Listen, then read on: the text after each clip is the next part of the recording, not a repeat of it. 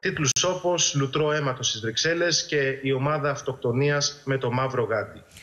Θανάση, σε ευχαριστούμε πολύ. Αυτή η εικόνα και στο Λονδίνο. Έχουμε ήδη συνδεθεί με την πρεσβεία του Βελγίου. Εδώ βρίσκουμε τη Γεωργία Γαρατζιώτη. Όπως με ενημερώνουν, Γεωργία, αναμένεται να φτάσει εκεί σε πολύ λίγο ο Γιάννης Μουζάλας. Θα έχει συνάντηση με το Βέλγο πρέσβη. Θα σε βρούμε λοιπόν σε πολύ λίγο. Πριν όμως εμείς δούμε τι συναγερμός έχει σημάνει στην Αθήνα, πώς προετοιμάζονται, βλέπουμε και τους άνδρες στο Ελευθέριος Βενιζέλος και τα ειδικά εκπαιδευμένα σκυλιά, των οποίων μάλλον οι ικανότητες είναι ιδιαίτερα υψηλές. Δημήτρη Καραστεφανή. Σε λίγο λοιπόν θα βρούμε την Άννα Βλαχοπαναγιώτη αλλά και τον Δημήτρη Καραστεφανή να δούμε τι αποφάσισαν εχθές, πώς η Αθήνα έρχεται να θωρακιστεί απέναντι στην κοινή απειλή και στον κοινό εχθρό, όπως είναι η τρομοκρατία, σύμφωνα με την τοποθέτηση που έκανε εχθές στην εκπομπή Ιστορίας τηλεόραση του Sky ο αρμόδιος επίτροπος, ο Δημήτρης Αβραμόπουλος.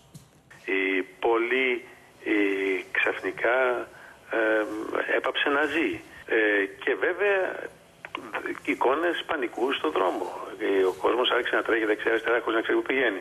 Παρά τα βήματα που έχουν γίνει, ακόμα υπάρχει τεράστιο έλλειμμα στην συνεργασία ανάμεσα στις υπηρεσίες των διαφόρων χωρών. Έπρεπε δηλαδή να έρθει η τρομοκρατία για να θυμίσει στις ευρωπαϊκές υπηρεσίες ασφαλείας ότι θα πρέπει να συνεργάζουν. Υπάρχει μια γενική κινητοποίηση έτσι ώστε να χτυπηθεί αυτό το φαινόμενο που ταλανίζει σήμερα όχι μόνο το Βέλγιο ή κάποιες χώρες, αλλά ολόκληρη την Ευρώπη και ολόκληρο τον κόσμο. Και απαιτείται παγκόσμια συνεργασία. Δεν κρύβω ότι έχουμε ήδη ξεκινήσει ένα πρόγραμμα επαφών και ανταλλαγής πληροφοριών με αντίστοιχες υπηρεσίες σε κάθε γωνιά του πλανήτη. Γιατί είναι κοινή απειλή, κοινός ο εχθρός. Και πρέπει να σας πω ότι μέσα από αυτές τις τραγωδίες που ζούμε, όλο και περισσότερο δυναμώνει η αποφασιστικότητα όλα να δώσουμε αυτήν την μάχη. Και ελπίζω στο τέλος να την κερδίσουμε. Αλλά μέχρι να φτάσουμε εκεί δεν ξέρουμε ακόμα τι μας περιμένει και πρέπει να είμαστε καλά προετοιμασμένοι τόσο σε επίπεδο ευρωπαϊκό όσο και σε επίπεδο εθνικών υπηρεσιών. Διότι δυστυχώς έχει αποδειχθεί ότι χτυπούν απρόσμενα, απροειδοποίητα. Για να παρακολουθήσουμε εμείς τώρα και να δούμε μαζί με την Άννα Βλαχοπαναγιώτη που βρίσκεται στο αεροδρόμιο Ελευθέριος Βενιζέλος ποιο είναι το σχέδιο το οποίο έχει εκπονηθεί και κατά πόσο έχουν ενισχυθεί ουσιαστικά οι δυνάμεις.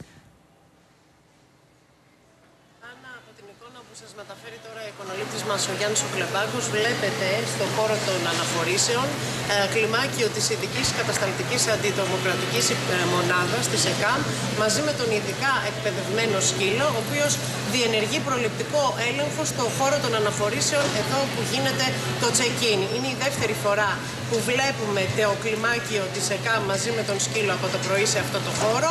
Στη συνέχεια θα περάσει και στους υπόλοιπους χώρους εντός του αεροδρομίου, στους χώρους των αναφορήσεων, γιατί βρισκόμαστε εμείς μπροστά από την μία από τις 4 εισόδους των αναχωρήσεων του αεροδρομίου του Ελευθέριος Βενιζέλος. Από το πρωί μάλλον από χθες το βράδυ, έχουν τεθεί σε εφαρμογή τα αυξημένα μέτρα ασφαλείας, τα οποία ωστόσο είναι διακριτικά.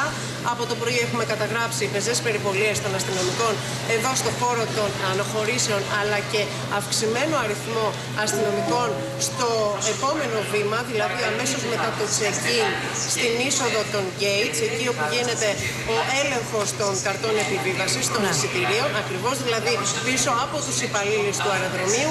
Υπάρχουν αρκετά περισσότεροι αστυνομικοί σε σχέση με το παρελθόν, όπου διενεργούν προληπτικούς ελέγχους σε περίπτωση που δουν κάποιον ύποπτο επιβάτη. Τα ενισχυμένα μέτρα ασφαλείας στο αεροδρόμιο αποφασίστηκαν στην κοινή σύσκεψη την χθεσινή των Υπουργών Προστασίας του Πολίτη και Εθνικής Αμήνης με τη συμμετοχή και του διοικητή της αστυνομίας, του τμήματος της αστυνομίας του αερολιμένα Αθηνών, και θα τα δούμε να είναι σε εφαρμογή όλο το επόμενο διάστημα.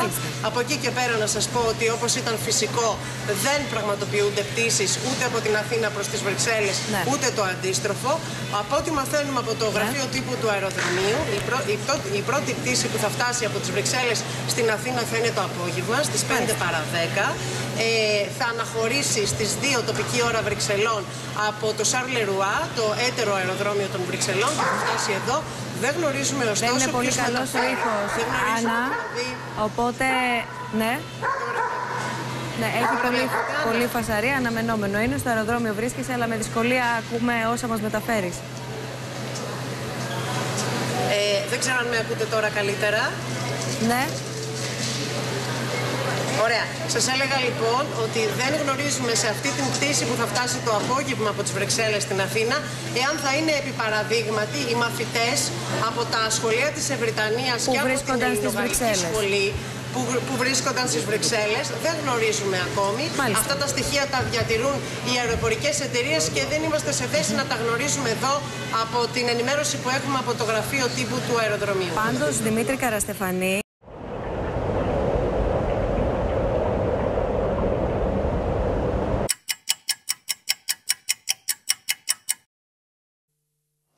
με ασφάλεια επέστρεψαν στην Αθήνα οι μαθητές που βρίσκονταν στις Βρυξέλλες και έζησαν από κοντά τα τραγικά γεγονότα. Στην Αθήνα τώρα είναι αισθητή η αναβάθμιση των μέτρων ασφαλείας, ειδικά στο αεροδρόμιο που έχουν ενισχυθεί αστυνομικές δυνάμεις, όπως και η παρουσία ειδικά εκπαιδευμένων σκύλων. Ειδικά εκπαιδευμένοι σκύλοι ερευνούν πιθαμή προς πιθαμή τους χώρους του αεροδρομίου, ενώ άνδρες των ΕΚΑΜ, της Αντιτρομοκρατικής και Πυροτεχνουργή, είναι σε επιφυλακή προκειμένου να επέμβουν εάν και όποτε χρειαστεί. Άλλη φορά δεν είχαμε δει τόσο αστυνομία και σκύλους και αυτά. Αίσθημα ασφάλειας έχουμε, αλλά ποτέ δεν ξέρεις τι γίνεται. Το Ελευθέριος Βενιζέλος θυμίζει φρούριο, καθώς από το πρωί έχουν τεθεί σε πλήρη εφαρμογή τα αυξημένα μέτρα ασφαλείας της Ελλάς μετά τις αιματηρές επιθέσεις στις Βρυξέλλες. Πεζές περιπολίες της αστυνομίας, κλιμάκιο της ειδικής κατασταλτικής αντιτρομοκρατικής μονάδας, μαζί με ειδικά εκπαιδευμένους σκύλους για την ανέβρεση τυχών εκρηκτικών μηχανισμών, αλλά και δυνάμεις του τμήματος εξουδετέρωσης εκρηκτικών μηχανισμών, αποτελούν τα αυξημένα μέτρα ασφαλείας που έχουν τεθεί σε ισχύ. Οι πολίτες πάντως, παρά την ανησυχία που έχουν σκορπίσει σε όλη την Ευρώπη τα τρομοκρατικά χτυπήματα, διατηρούν την ψυχραιμία τους. Ό,τι να μας έρθει θα μας έρθει. Να συμμετέχουμε κι εμείς όσο γίνεται κατά της τρομοκρατίας, να διατηρούμε την ψυχραιμία μας. Όχι, δεν πιστεύω ότι μπορεί να χτυπήσει στην Ελλάδα ακόμα. Η Ελλάς έχει εκπονήσει σχέδιο 15 ημερών, στο οποίο εκτός από τη φύλαξη του αεροδρομίου περιλαμβάνει αυξημένα μέτρα ασφαλείας σε πρεσβείες, σχολεία και επιχειρήσεις από χώρες όπως Ολλανδία, Βέλγιο, Γαλλία, λιμάνια, αεροδρόμια και μεγάλα εμπορικά κέντρα. Αναζήτηση ύποπτων ατόμων από Γαλλία, Βέλγιο και Ολλανδία. Συλλογή πληροφοριών στα κέντρα κράτησης και διαμονής προσφύγων και μεταναστών. Ανταλλαγή στοιχείων με τρομοκρατικές άλλων χωρών. Μιλώντας στον Sky, ο αναπληρωτής υπουργός Δημόσιας Τάξης, Νίκος Τόσκας, εμφανίστηκε καθησυχαστικός για το ενδεχόμενο παρόμοιων ενεργειών στην Ελλάδα. Οι ιμπεριαλιστικές διαθέσεις είχε σε όλη τη διάρκεια της ιστορίας της. Είναι μια χώρα παρόλα αυτά που πρέπει όμως, γιατί είναι πέρασμα πολλών ανθρώπων, να έχει το νου της. Δεν υπάρχει λόγος ανησυχίας, ξαναλέω, δεν έχουν εντοπιστεί πυρήνες ή κινήσεις οι οποίες θα πρέπει.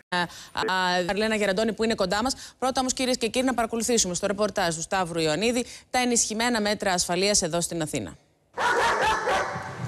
Κλιμάκιο της ειδικής κατασταλτικής αντιτρομοκρατικής μονάδας με τη χρήση εκπαιδευμένου σκύλου ελέγχει το χώρο επιβατών στο αεροδρόμιο Ελευθέριος Βενιζέλος. Μετά το διπλό τρομοκρατικό χτύπημα στις Βρυξέλλες, το Διεθνές Αεροδρόμιο των Αθηνών έχει μετατραπεί σε οχυρό. Άλλη φορά δεν είχαμε δει τόσο αστυνομία και σκύλους και αυτά. Όχι μόνο μας προβληματίζει, έτσι μας έχει κάνει, είμαστε τρομοκρατημένοι βασικά. Τα ακυρώσαμε ό,τι είχαμε κανονίσει. Για πού είχατε? Για Λονδίνο. Αστυνομικοί, ένστολοι αλλά και με πολιτικά προχωρούν σε προληπτικούς ελέγχους, ενώ στο αεροδρόμιο βρίσκονται και κλιμάκια πυροτεχνουργών. Πεζές περιπολίες της αστυνομίας, κλιμάκιο της ειδικής κατασταλτικής αντιτρομοκρατικής μονάδας, μαζί με ειδικά εκπαιδευμένους σκύλους για την ανέβρεση τυχών εκρηκτικών μηχανισμών, αλλά και δυνάμεις του τμήματος εξουδετέρωσης εκρηκτικών μηχανισμών, αποτελούν τα αυξημένα μέτρα ασφαλείας που έχουν τεθεί σε εφαρμογή από εχθές το απόγευμα στο Ελευθέριος Βενιζέλος. Κανονικά πάμε Βρυξέλλες, αλλά λόγω αυτά που έχουν συμβεί εχθές, αλλάξαμε πτήση για Ντούσελντορφ. Τα μέτρα επικυρώθηκαν στη σύσκεψη στο Μέγαρο Μαξίμου υπό τον Πρωθυπουργό με τη συμμετοχή του Πάνου Καμένου και του Νίκου Τόσκα. Τα μέτρα περιλαμβάνουν ακόμη αξιοποίηση του συστήματος ηλεκτρονικού ελέγχου για τον εντοπισμό εκρηκτικών υλών. Οι υπηρεσίες ασφαλείας έχουν εντείνει τις ενέργειές τους για συλλογή πληροφοριών και επιτήρηση, ενώ μεγάλη προσοχή θα δίνεται σύμφωνα με τις εντολές σε όσους πρόκειται να ταξιδέψουν προς Βρυξέλλες, Παρίσι και Ρώμη. Ό,τι να μας έρθει θα μας έρθει. Να συμμετέχουμε κι εμείς όσο γίνεται κατά της τρομοκρατίας, να διατηρούμε την ψυχραιμία μας. Όχι, δεν πιστεύω ότι μπορεί να χτυπήσει στην Ελλάδα ακόμα. Και μπορεί το επίπεδο ασφαλείας να είναι το ύψιστο. Αυτό όμως δεν εμπόδισε έναν θρασίτατο φαρσέρ, ο οποίος στις 9:35 το πρωί τηλεφώνησε σε ειδησιογραφικό οργανισμό και ζήτησε να εκενωθεί το Ελευθέριος Βενιζέλος, λέγοντας χαρακτηριστικά πως θα γίνει ό,τι και στις Βρυξέλλες.